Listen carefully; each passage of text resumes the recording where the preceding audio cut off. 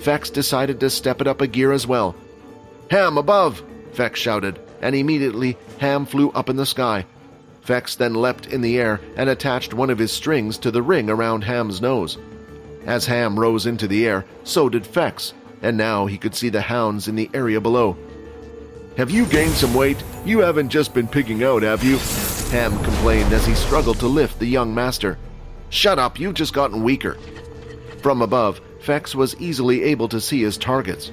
As he detached himself and started swirling down, he precisely knew where to throw out his pieces of string. Hard-earn. As the strings fell, power surging through him left his body and was inserted into the strings, now making them just as hard and sharp as a sword. When Fex landed, the strings went down with him, slicing the hounds to pieces. 5 of the hounds were killed in an instant. Quinn continued to battle it out with the hounds. While doing so, he was cautious about using his blood abilities. They were underground, and there was no telling when they would get out of here. He didn't want a similar situation happening like last time. So instead, Quinn stuck to the basics, attacking with both the basic vampire and human martial arts. His stats that entered into strength and his immediate tier equipment was enough to allow him to easily deal with the beasts. One of the dogs swung its head out, wrapping its tongue around Quinn's gauntlet. It tried to pull using its strength, but when Quinn didn't move an inch, the dog looked slightly confused. Then he pulled his arm with all his might, and the dog's tongue was completely dislodged from its mouth. The sight looked cruel, but they had been the first to attack. Finally, all the hounds in the area were defeated. Fex had defeated 15 of them, while Quinn had 8. There seemed to be more, but after seeing many of their kind defeated, they quickly rushed off. Comparing the two numbers, Quinn could tell that he still wasn't quite at Fex level, but with improvements in his shadow ability and others, he could tell he wasn't far off. 2720 of 3200 EXP. After defeating the dogs, Quinn decided to collect the crystals. Fex didn't look too bothered. Basic tier crystals weren't worth his time, but Quinn still thought they might come in handy in creating a weapon from the system. "Boss, you're not planning to head to that tower, are you?" Ham said as it flew up in the air. With its little hoof, it started to rub its nose. Pulling Fex up using the ring had gotten his nose a little sore. "Yeah, we wanted to find out a few things. Maybe a map or something is telling us the way out of here. Why, what's wrong?" Fex said. "I think there might be danger there," Ham replied. "I thought you said you can't sense anything down here," Fex asked, annoyed. "I can't, but something in my gut is telling me." While Ham and Fex were busy talking, a notification screen appeared directly in front of Quinn. 5 EXP shared. It was a message that he had never received before, and he found it strange that it came up while he had done nothing. Reading the message carefully made Quinn think back to what the system had mentioned. Quinn would gain EXP as long as Peter had killed something and was nearby. You are not alone.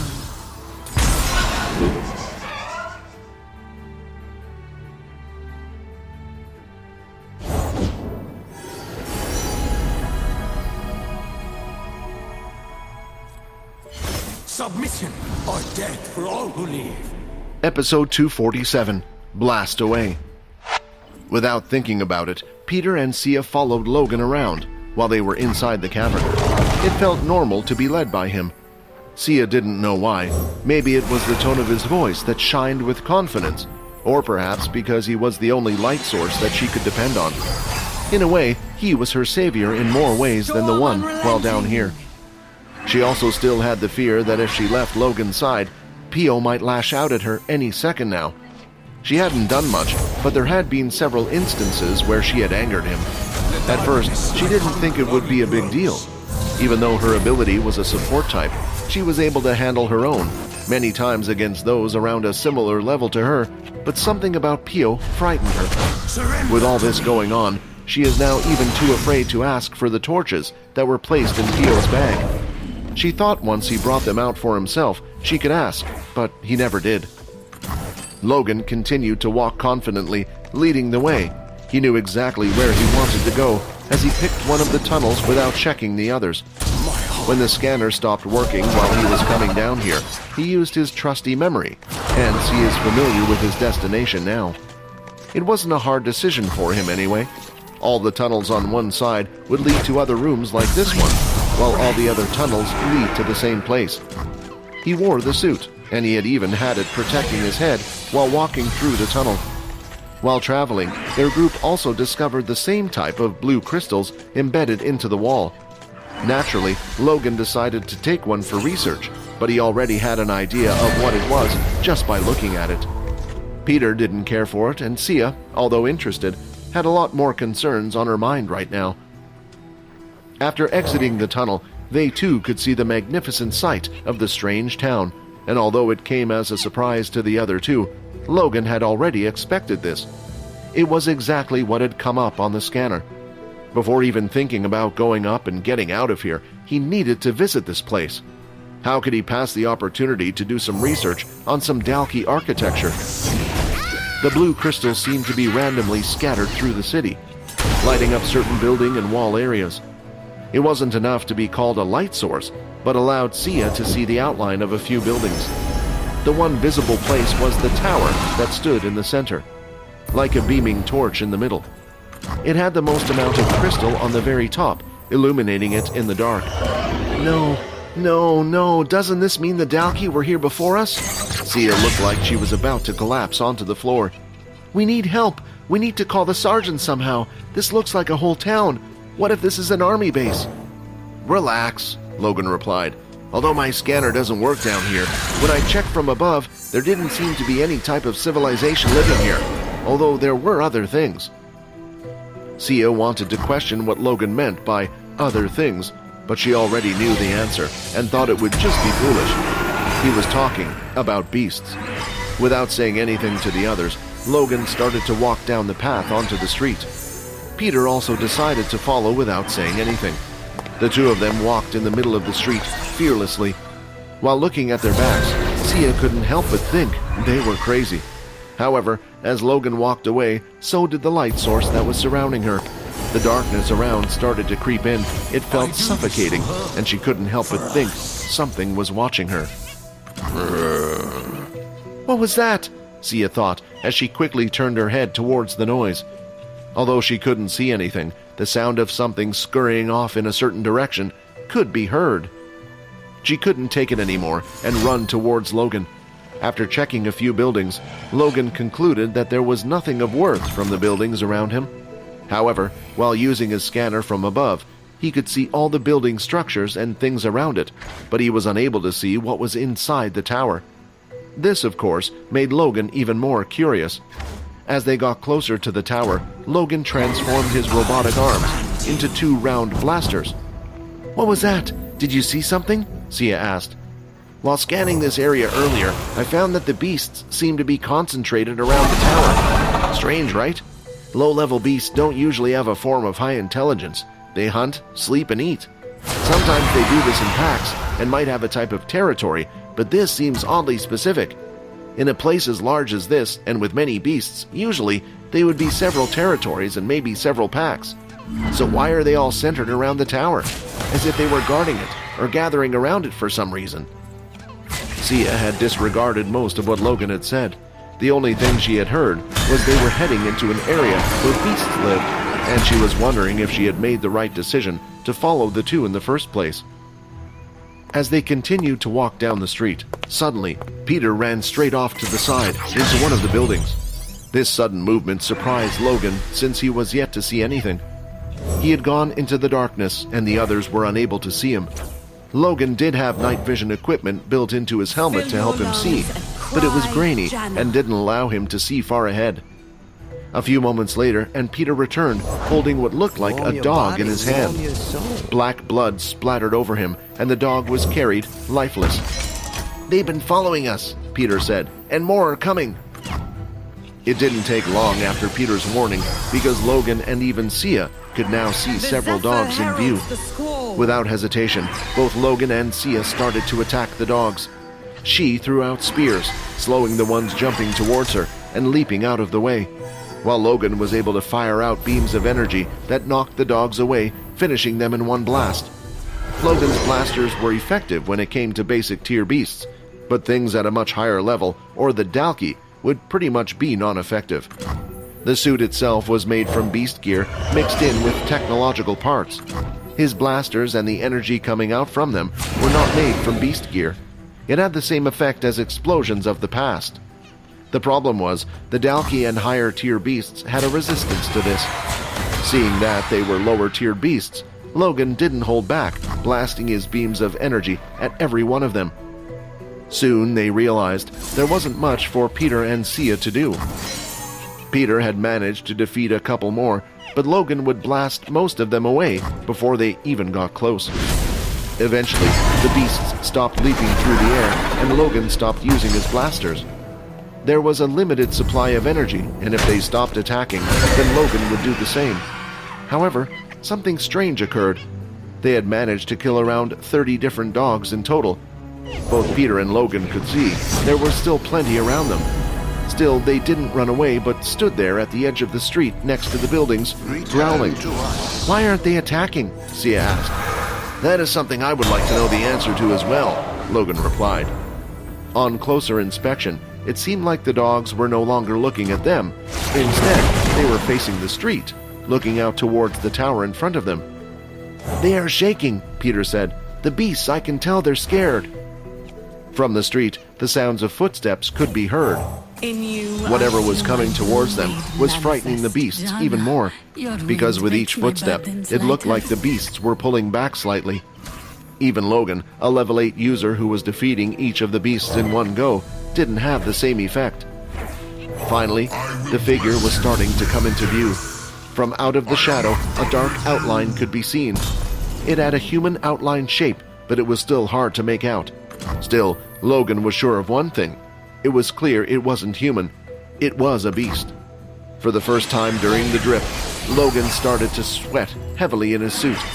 If a beast had a humanoid figure, it meant one thing. The opponent they were about to face was at least at the king tier.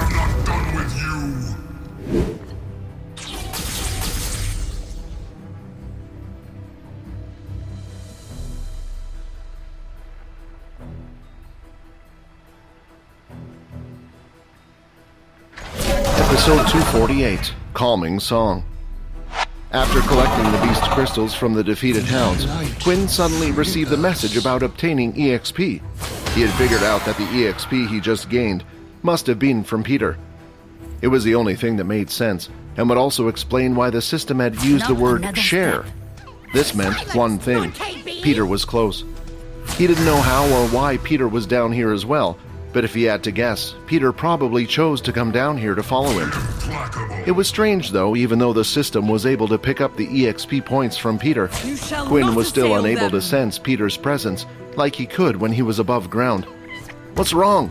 Fex asked as he could see Quinn was deep in thought. Quinn wanted to go searching for Peter. He didn't know how far away he needed to be for the system to pick up the EXP, but the fact that he got experience points in the first place meant right now he was fighting other beasts. "I think I might have spotted a strange-looking building over in that direction," said Quinn. "Do you mind if we check it out first before going to the tower?" Fex shrugged his shoulders and replied, "Hey, it's not like we know how to get out of this place anyway." Both of their eyesights were as good as each other. Nearly all vampires could see as well. The only thing that improved as they grew stronger was their senses. Perhaps a stronger vampire would be able to sense energy in a specific direction, but in terms of how far or well they could see in the dark, it was near all the same. Looking in the direction that Quinn had pointed to, Fex could see nothing that looked out of the ordinary. Still, Fex was curious why the sudden change in direction. As they were closer to the tower, the area around it wasn't as wide. If Quinn was to go in a circle, perhaps he can spot them. Without his senses, there was no way to tell which direction to go in. As Quinn was thinking about it, another message appeared. 5 EXP shared. The message just confirmed that Peter was still in combat. Peter was strong, but if he was surrounded by multiple basic tier beasts, like they were just moments ago, he wouldn't get out of it unscratched. Even with his super healing, it would mean he would eventually have to consume human flesh once again. So Quinn picked a random direction and headed off. Slowly, Layla's eyes started to open. Her vision was blurry at first, but what stood out to her was the pain in the back of her head. She instinctively placed her hand, and the stinging was worse.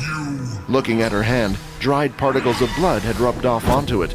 It was hard to see in the dark, but she knew from the feeling. "Are you okay?" Vorden asked.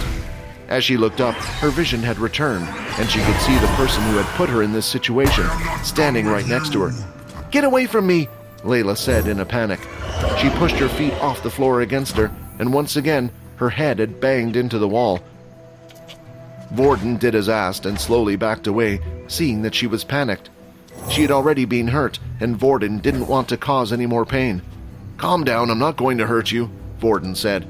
The sound of sobbing could be heard. Layla had planted her head between her knees and let out all the emotions away. "Why do you behave like this to me?" she cried. Seeing Layla like this, Vorden felt a sudden ache in his heart. He never wanted her to get hurt. "I'm sorry," Vorden said. The sobbing started to stop, and Layla began to get a grip on her emotions. It seemed like Vorden was back to his usual self. The air around him that she noticed in the past was no longer there, but she knew it could flick like a switch. It was as if he was bipolar. Seeing that Vorden was okay now, and she didn't want to step on his toes, she thought maybe she could find out the reason. It wasn't normal to be like this, and at the Pure Base, she had seen cases similar to him. It was going to be hard for her. Her hands couldn't stop trembling as someone far more powerful than her standing right in front of her. A wrong move or a word could end her life, and she felt like it. "Vorden, are you okay? Sometimes it seems like you suddenly change. I want to believe you when you say you don't mean to hurt me, but when I end up like this..." As Layla spoke, her voice was shaking. She tried her best to hide it, but Vorden could feel the fear. Lately, the changes happening to Vorden had become more frequent. In the past, he remained in control most of the time, but there were plenty of times recently when he needed to rely on others for help. And now, for the first time in a while, Syl was actively asking for a seat. As these changes happened, it was expected that people would start to notice. The worst thought in his mind was the possibility of one of the others taking control of the seat. They didn't have the social skills that Vorden possessed to keep up his image. If they took over, he wouldn't know what to do. "When I first met Quinn, I knew he was different," Vorden replied. "Perhaps for the same reasons you were attracted to him, I was too.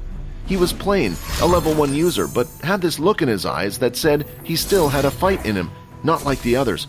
Of course, at the time, I didn't know he was a vampire. In my old school, there were quite a few Quinns. They were the same. They still had hope, still had a fight in them. But eventually they were broken down and beaten, submitted to the system just like everyone else. It was rare to see someone make it into military school without already being broken. You could even see it with Peter. I was sick of it, sick of everything, and decided if I could at least save one person, it would be enough for me. Maybe I could show Quinn that even as a level 1 user, not everyone treated you the same, and you could make it through in the world. Then I got wrapped up in all this vampire business." It was a good explanation, and Layla could tell there was some truth behind Vorden's words, but she could also tell that he was missing out on some key points and details. The question was, why though? "What does that have to do with me though? Can't we both get along with Quinn?" Layla asked. "Are you jealous or something?" "Not me," Vorden mumbled, too quiet for Layla to hear. "I haven't exactly had the best of experiences since coming here," Vorden replied. "I was tied up and beaten by the second years, shoved to a red portal planet, and now stuck here. I think it's normal to be a bit unstable after what we have been through." As Vorden finished what he was saying, he took a step forward. Layla reacted by shuffling her knees closer to herself, curling into a ball.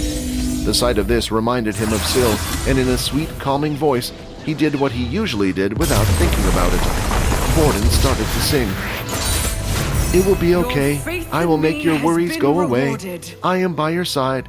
I will always be kind." As she listened to the soft, angelic voice, without realizing it, Vorden was already next to her once again. Her hands had stopped trembling. "What was that?" she asked. "An ability?" Vorden started to laugh. "It was a song my mother used to sing to me to calm me down." He gently lifted his hand and touched her head, bringing it down and closer to his chest. All his movements were so soft as he inspected the wound. It was a side of Vorden she had never seen before. "I like this, Vorden," Layla said.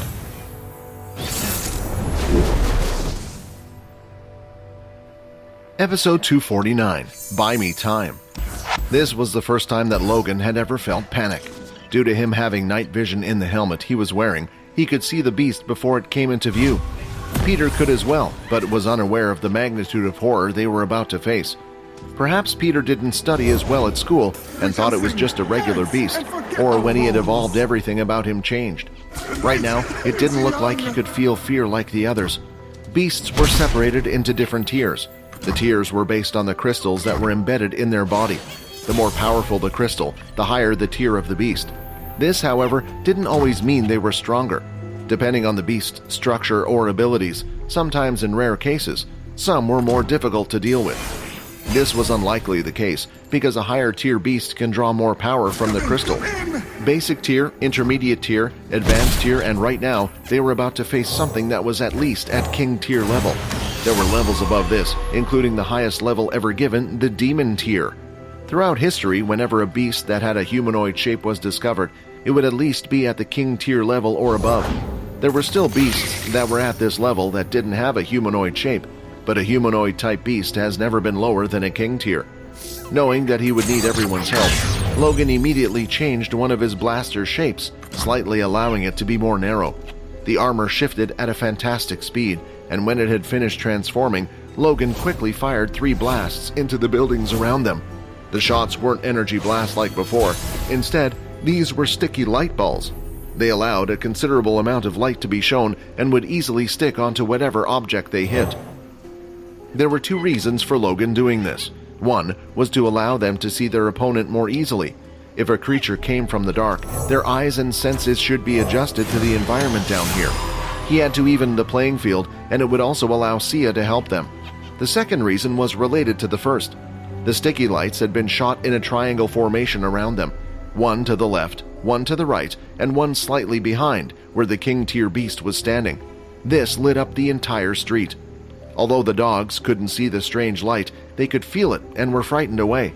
What Logan hoped for was that the light source would hurt or blind the king tier beast's sensitive eyes, but it seemed to have no effect as it continued to walk forward. "What is that thing?" Sia said, trembling. Now that there was a light source, Sia could see what Logan could see, and she knew straight away the danger of the beast. "Should we run?" she asked, looking for an answer from Logan, who seemed to be the only one acting. "Run? There is no point running. The moment we turn our back, we will die," Peter said. Hearing this, Logan realized Peter was perhaps more aware of the situation than he had thought. He knew there was nothing they could do. The beast slowly continued to walk towards the group, and by now, all of the dogs in the area had already scurried away. Now not only could the beast's outer shape be seen, but all of its details were in view. Although it had an outer human shape, it was a bit on the larger end. It stood around 8 feet tall. Its body was twisted and strange, as if it was made of mud and rocks.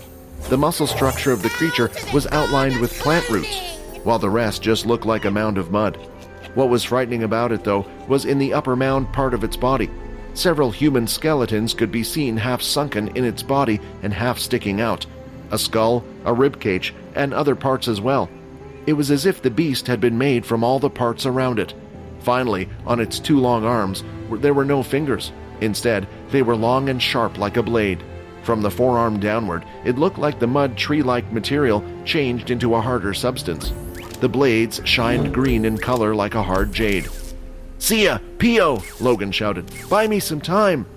Logan was unprepared to meet something like this down here. He thought that if the school was prepared to send some students to an orange portal planet, they would have at least sent them to one where at most the advanced tier level beasts had been reported to be seen. There was no point attacking the beast with his current blasters. It would do nothing. What Logan needed to do was get his most powerful weapon and suit on, but it would take some time. His suit started to break down into little spiders. They were eventually all scattered on the floor. From the ground up, they started to rebuild a different type of suit right in front of him. "Come on, faster, you guys," Logan said. "I know you usually do your best, but right now, I need you more than ever." The unconfirmed king tier beast continued to slowly walk as if it was a king taking a stroll through its kingdom. Peter could see Logan's spiders building something and knew their best chance of survival right now was relying on him. If they wanted to live, they needed to do what was asked of them. Sia could see Peter was about to move forward and shouted, "No, wait! The thing still hasn't attacked us yet. Maybe if we don't attack it, it will just walk past us." Peter took a look at the beast. It had now stopped walking forward and stood in the middle of the street. It placed one of its bladed hands in front of the other and scraped them against each other. A slight screeching sound could be heard as the beast continued this process. "No," Peter said. "It already considers us intruders. It will keep attacking us until we're gone, I can tell." With those words said, Peter threw his bag to the ground and dashed forward. It was at an incredible speed that Peter had not displayed until this point, and it was a surprise to him. This was because Quinn had gotten stronger, and in return, Peter's stats had increased. Usually, Peter would do his best to hide his abilities. The speed he was running at right now was not possible for a human who wasn't wearing any beast gear or didn't have any ability. But it wasn't the time to hide their powers. It was a matter of life and death. Although Sia was frightened, she wasn't stupid. She too got into position, dashing towards one of the sides of the building. While doing so, she threw out her spirit spears. "Please hit," she prayed. If the beast was indeed a king tier, then there wasn't much chance that her spears would hit the target. However, the beast stood there and allowed the spears to be lodged into the upper part of its body. "Is it going easy on us?" she thought. At the same time, she wondered what Peter was planning to do. He held no beast weapons and only had his regenerative ability. He would be killed in a matter of moments. When Peter was in range, the beast swung down its blade hand. Using all his strength, Peter swung both his fists together like a tennis racket. "This is it," Sia said. "No human has the strength to match a beast with their bare hands." As the hands met with the side of the blade, the power was surprisingly equal. The blades were knocked away, but Peter hadn't budged. "What is going on? Who is this person?" Sia said, surprised. The beast was confused. While fighting, it would purposely match its strength based on the opponent in front of it. It was sure it had gauged Peter well. What it didn't account for was the spirit spears in its body. Adjusting its power, it swung its blade faster and stronger with its other hand. Peter was unable to do anything. All he could see now was the dark black ceiling above. Peter's legs had been cleanly cut off.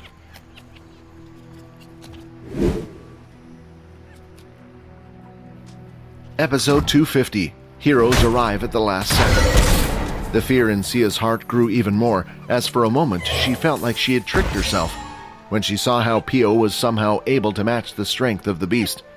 She didn't know how, she didn't know why, but she felt like maybe they had a chance to get out of here alive. However, the beast was simply toying with them. The next attack from the beast was a lot faster than the previous one, and now Peter's legs had been completely detached from his body. It was a strange sight to see as the beast was towering over Peter. Although his bladed hands were long, it seemed like the roots that were attached to the hard part of the creature could extend and retract. It was hard for her to confirm her theory. Science seemed to happen in an instant, and she was still trying to get over the shock. Even with her sprint spear inside the beast, it had little to no effect. She felt like her attacks were useless. The beast then walked forward, ignoring Peter on the ground. Sia then noticed that its body seemed to be facing in a certain direction. It had chosen its next target. It was looking at Logan. The suit's creation was almost done. It was mostly silver in color, matching that of the spiders. Unlike the previous one, which was quite large and bulky, looking almost mech-light. This one suited Logan's body shape and stature more. Only the last part remained, which was the head. Logan saw the beast coming towards him and decided to quickly place his body into the suit. He planned on allowing the spiders to complete the final part. On the top of his hands were two circular rings. Around the edge of the rings were small, little metallic claws that looked similar to a tooth. "It's still not active," said Logan, looking at the circular rings. "The suit needs to be complete before I can do anything. Just a few more seconds." Taking another step, the beast suddenly felt something grabbing onto its leg. As it looked down, it could see the opponent that it had already defeated. Peter continued to grasp at the tree trunk-like leg as hard as he could.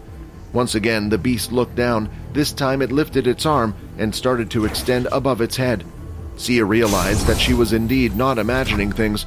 The beast could retract and extend its limbs. As the beast swung downward, Sia squinted. She couldn't watch anymore. Still, she needed to. When she opened her eyes once again, Peter's arm had been removed from his body. "Peter!" Logan said. The suit of armor had been completed. The suit was mostly silver in color, and the top helmet part covering the head was a single pane of glass, going from the chin up to the top of the head. The chest was plated in a green metal, while the 2 circles on the top of his hands were also outlined in green. "This won't be enough," Logan predicted after witnessing the fight between Peter and the beast. He had seen Peter fight in the VR game, and he could gauge his strength. There was still one more thing Logan needed: a weapon. A strange, square-like device was attached to Logan's belt. He chucked the strange object on the floor, and it suddenly expanded into what looked like a large chest. Logan quickly grabbed some crystals from the chest. "Others might think this is a waste, but our lives are on the line."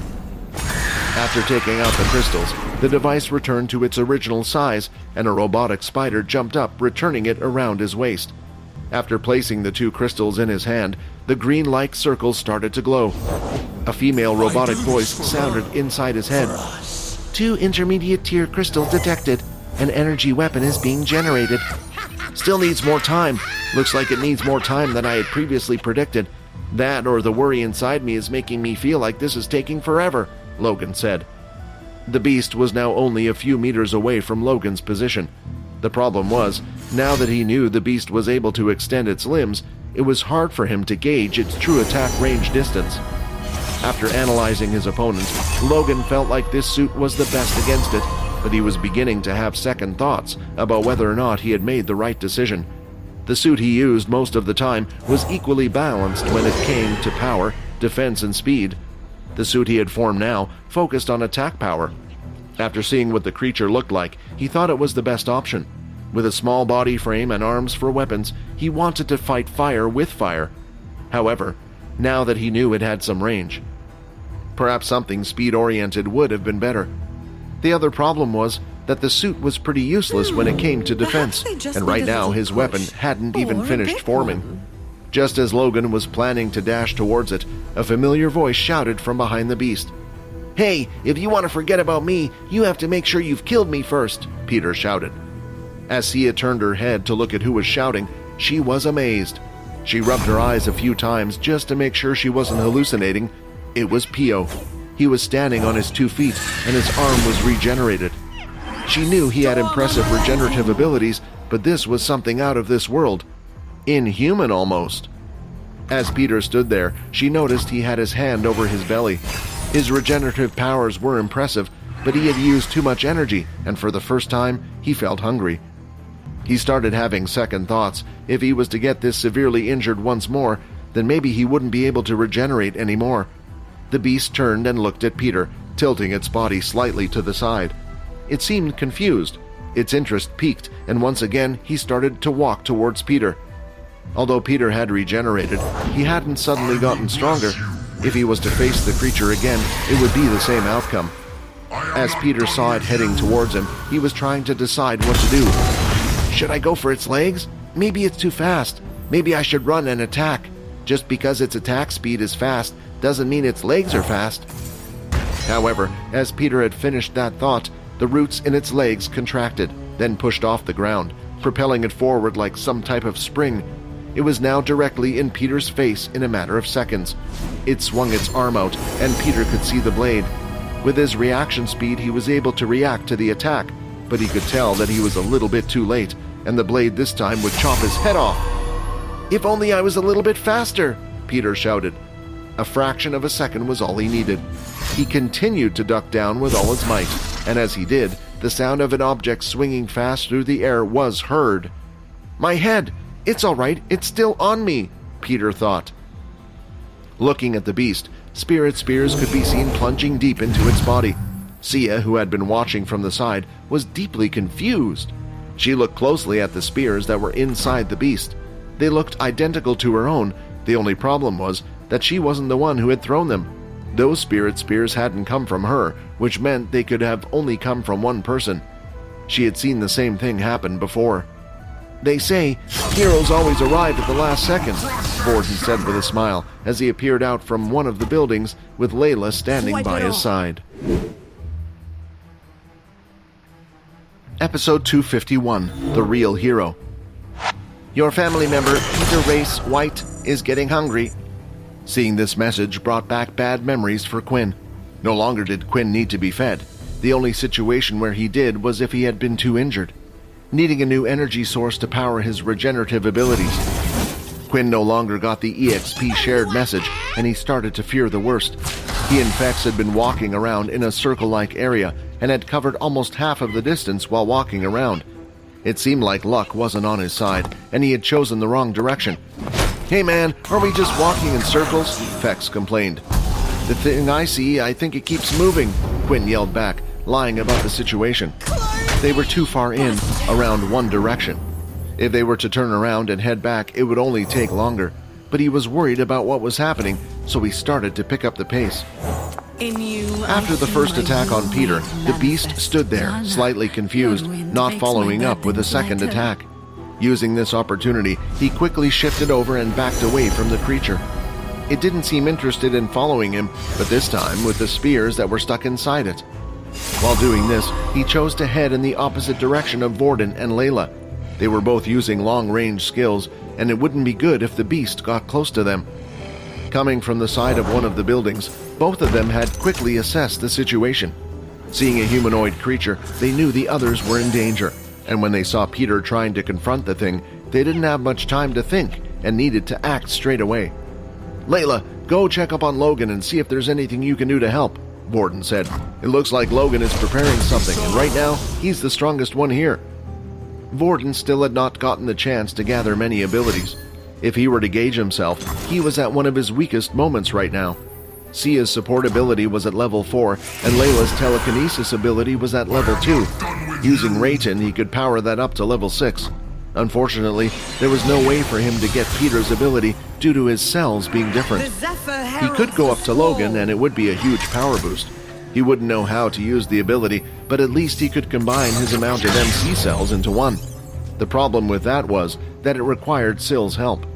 Without Quinn here, Sill seemed disinterested in the whole event. The only other time he would come out was when the body would seem to be in danger. Looking at the creature in front of him, they would die before even finding out they were in danger. Not only that, but Peter needed Vorden's help. Based on the last attack, he had only come out alive by the skin of his teeth. "Vorden, we need to fight together," Layla replied. "This time, I'm not trying to be rude, but your attacks would do nothing and would only get in the way. I'm afraid I'm only a little better than you in this situation. We need Logan," Vorden replied. Gritting her teeth at hearing that she was weak once again, she ran off towards Logan. "Do you need any help?" she asked. "Energy weapon creation at 50%. "I'm sorry, but there isn't much you or I can do. We just have to wait a little longer," Logan replied. Again, Layla had heard those words. There was nothing she could do, and it was true, while there were 2 spirit spears inside it. The beast tried to swing its hand mid-air. It realized that for some reason, its attack wasn't as fast as it usually would be. It continued to swing its arm downward. Then, the spirit blade's time ran out. As it swung its hand down, it felt and looked faster than all of the attacks. Now that its speed had returned to normal, it looked up at Peter, ready to finish him off once again. It prepared its legs, ready to spring into action once again, but just before it was about to set off, Vorden threw another one of the spirit spears, landing right in the back of the beast's legs. Another spear came out again. This time, the beast got out from his leading downward position and moved to avoid the spear. "It looks like he figured it out," Vorden said. "This is the problem with high-level beasts." Now the beast was looking in Vorden's direction. "No, if they get rid of him, then I will have no support," said Peter. "I have to fight." Readying himself, he rushed forward. The beast continued to ignore Peter, though, and it seemed like he was going to deal with the biggest annoyance first, which was Vorden. As it turned its back, something strange happened.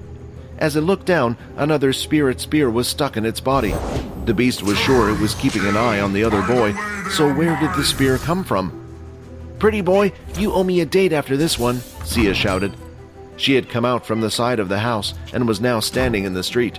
She wasn't confident that the attack would be able to land at the distance she was at, so she decided to come closer. Although she was scared, her mind was screwed on straight.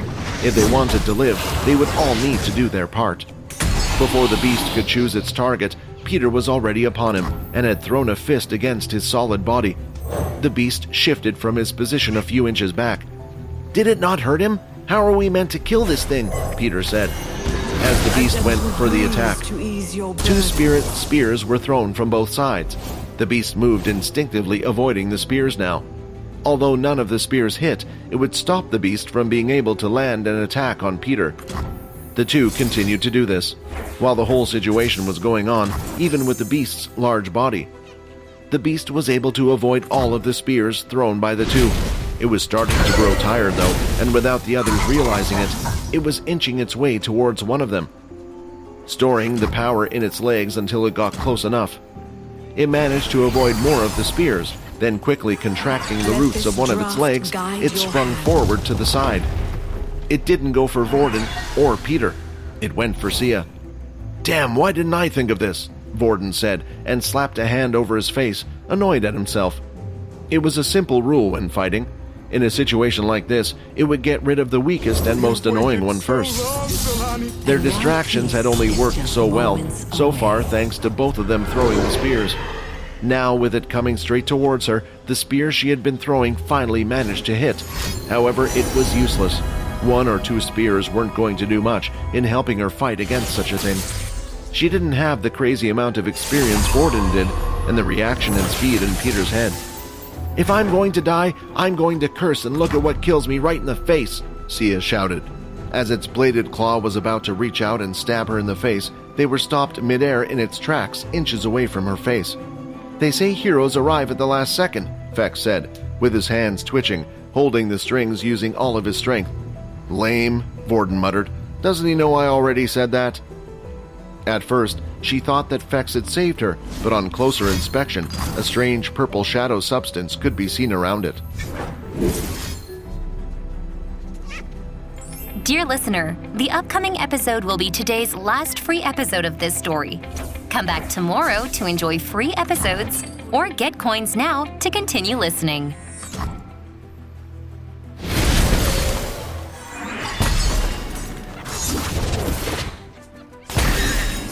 Episode 252, A Special Question. The blade had been stopped. If it had moved any further, it would have pierced her skull, almost showing no resistance. Sia once again could live to see what would happen in the next few moments, still unsure if she would live past today. However, what she was surprised about was who exactly had come to save her. From the corner of her eye, she could see a black hair boy pulling and twitching off to the side. What was his name again, Fex? Sia thought. Wasn't he a level 1? But she didn't stay long to find out. While the beast was stuck in a place, she quickly ran off to where Layla and Logan were standing. As the beast saw its bladed arm being wrapped around by a strange shadow substance, while also being pulled by the strings, I wondered which one was affecting it more. For some reason, even though it was using all its strength, it was unable to move its arm forward to kill its target. It was something it had never experienced before. A whisper was suddenly heard in Peter's ear. "Go join the others," Quinn said. "You've fought enough, and if you get hurt again, who knows if you will survive." Peter looked to his side and saw Quinn standing there. He had already equipped all of his beast gear equipment before coming over ready for a battle. Still, even he and Fex were unprepared for what they were facing. There was no joy on his face. It was dead serious, and Quinn was fully concentrating. "If you are in trouble, I won't hesitate to sacrifice myself," Peter said as he walked off to where the others were. Before leaving, Peter turned once again. "Quinn, it's strong."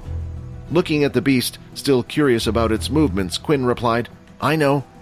New quest received. Defeat the king of the underground city, King Tyr Beast Lickmorn. The town has been left behind, and in its empty place the beast began to take over. Amongst the many, eventually a single creature took over, calming the seat and the title of the king. The others do his bidding as he protects the treasure located in the tower. Quest reward question." Peter didn't need to say anything. As soon as Quinn saw the strange beast, the system had immediately activated a quest for him. It had been quite a while since the system automatically gave him a task. Usually, it would appear when he faced a strong opponent of some sort. This also happened when he faced Leo. He found it strange that nothing had come up for the advanced tier beast, but it was probably because the system didn't deem it as special enough for the planet they were on. What interested Quinn about this strange quest was, for the first time, it seemed to inform a little bit about how the creature came to be. Is it because of the area we are in? Maybe it is related to the vampires and not the Dalki after all. The information also revealed that it had been acting as a guard for the tower.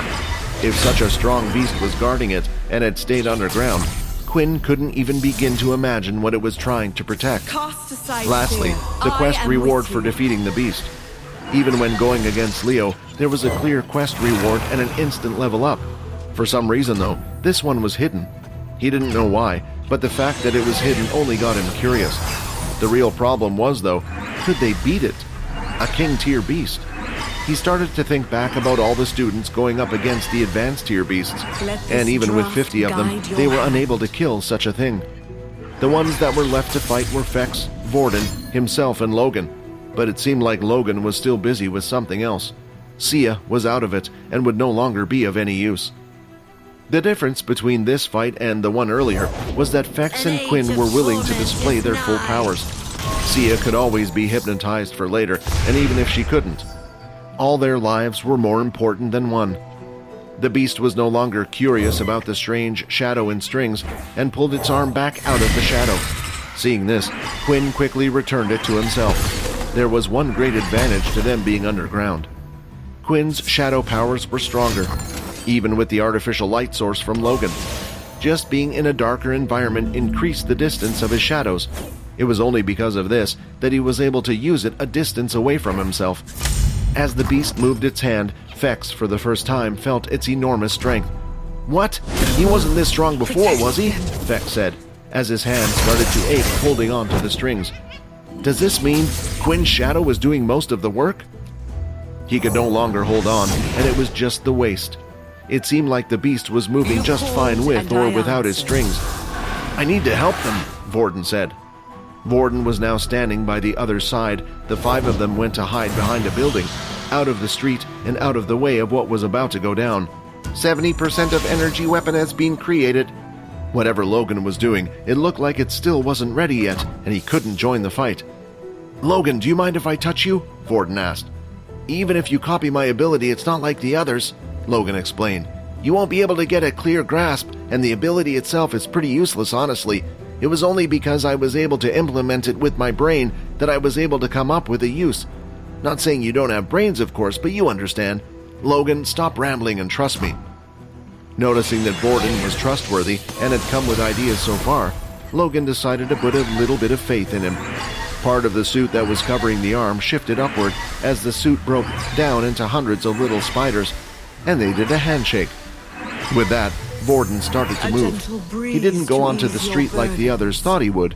Instead, he went through the buildings, down the side, looking for the perfect spot. His aim was never to use Logan's ability, but only the MC cells that came with it. He had already used a large amount, throwing out spears constantly.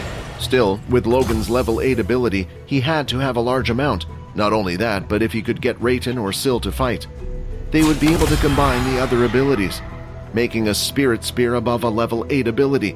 The level 4s didn't do much, but surely this would have an effect. The only problem was that the beast was now cautious against the spears, so Vorden wanted to get in the perfect location, waiting for the right time.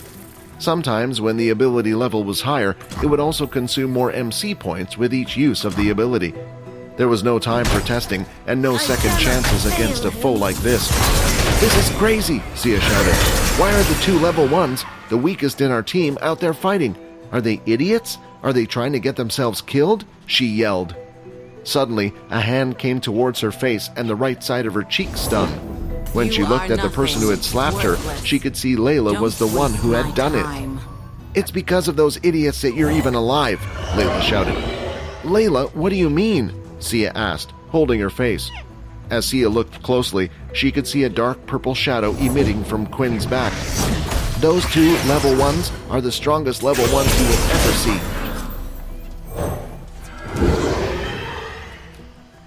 Dear listener, now playing the next audio series.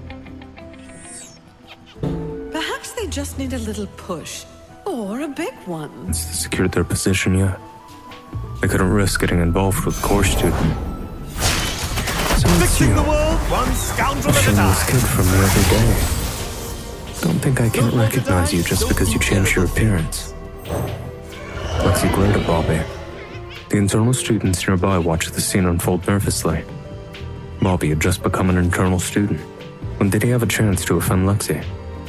Philip and his 2 friends were delighted at Bobby's misfortune. He was stupid to have offended Lexi. She wasn't someone who would let him off easy. Flynn, Sean, and Naomi worried for Bobby.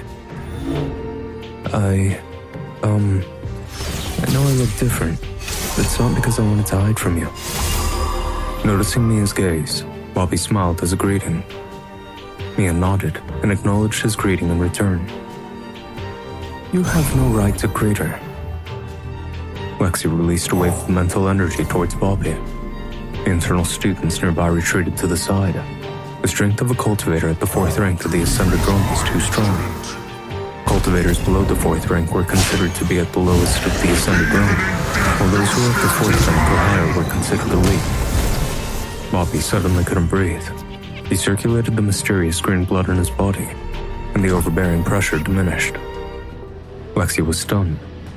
What did he just do? Lexi, let's just go. Don't bother him. Mia tugged on Lexi's hand. No, he has to apologize. Lexi felt bitter every time she remembered the way Bobby had threatened to report her and Mia to the mission division. Not to mention, he'd most likely followed Mia around in secret. There was nothing she could do before, since Bobby was an external student. Internal students usually didn't cross paths with external students.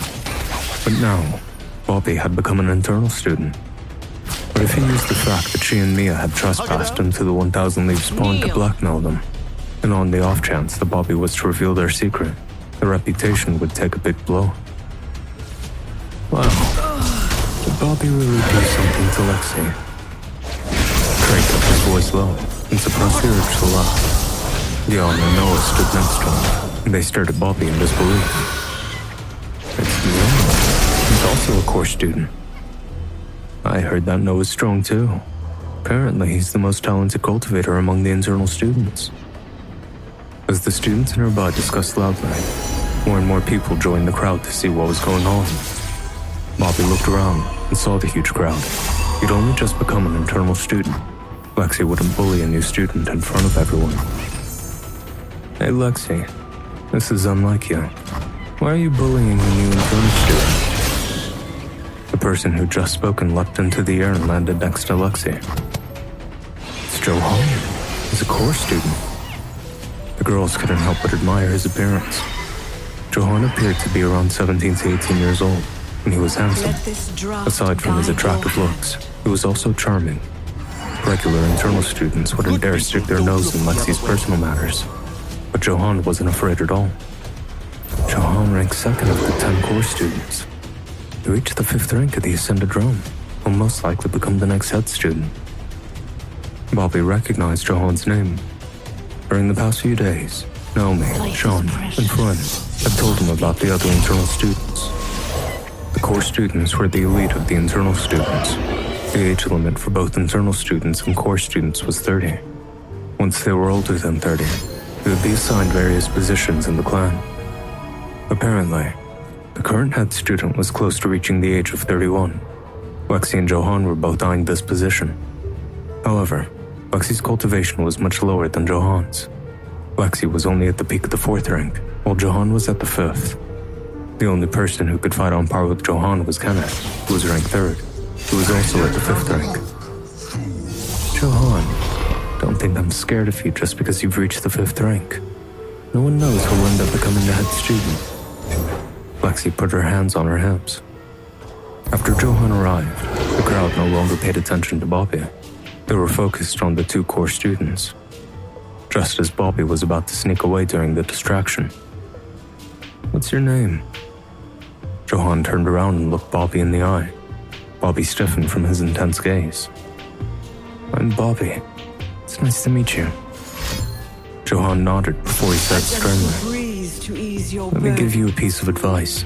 Your life is more important than lightning windpalm. Johan sighed, and without another word, he walked away. Your life is more important than lightning windpalm.